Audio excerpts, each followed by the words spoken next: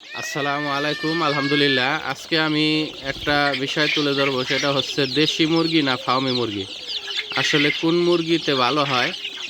আমি এতদিন প্রায় 1 বছর ধরে আমি কাজ করতেছি। আমার যতটুকু মনে হয় দেশি মুরগি আপনি যতই যত্ন করেন, যত যাই করেন, দিন শেষে কিন্তু মাথা এরকম করে কাট করে রাখে। অসুখ বিসুখ কম বলতে অসুখ বিসুখ একটার পর একটা লাগিয়ে থাকে দেশি মুরগি। আর ফার্মি মুরগিটা একটু আলাদা। এটা হচ্ছে আপনার অল্প সময় সাইজ ভালো হয়, ওজনে আসে, বড় হয় তাড়াতাড়ি।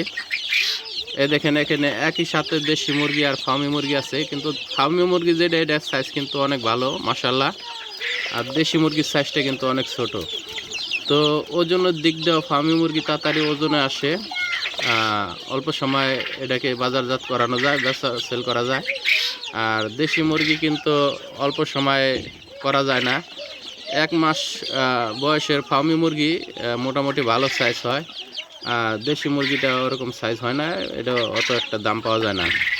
ওই হিসাব করলে আমার কাছে যতটুকু মনে হয় ফার্মি মুরগিটা একটু লাভজনক, সুস্থ থাকে। এখানে দেখেন ফার্মি মুরগির সাইজগুলো কিন্তু একটু বড়। মুরগি সুস্থ আছে কিনা এবার যে একটা সাউন্ড করলে বুঝতে পারবেন। আর প্রত্যেকটা মুরগি দেখেন টাকায় আছে আলহামদুলিল্লাহ। যদি কারো দেশি মুরগি বা ফার্মি মুরগি লাগে, আমার সাথে যোগাযোগ করতে পারেন, নিতে পারেন। ইনশাল্লাহ ভালোটা দেওয়ার চেষ্টা করব। আর আমি মূলত মেন কোয়েল পাখির খামার। এখানে আমার কোয়েল পাখি 0 থেকে যে কোনো বয়সের কোয়েল পাখি পাওয়া যায় মাশাল্লাহ। ইদানিং আমি ফার্মি মুরগি নিয়ে আর দেশি মুরগি নিয়ে কাজ করতেছি।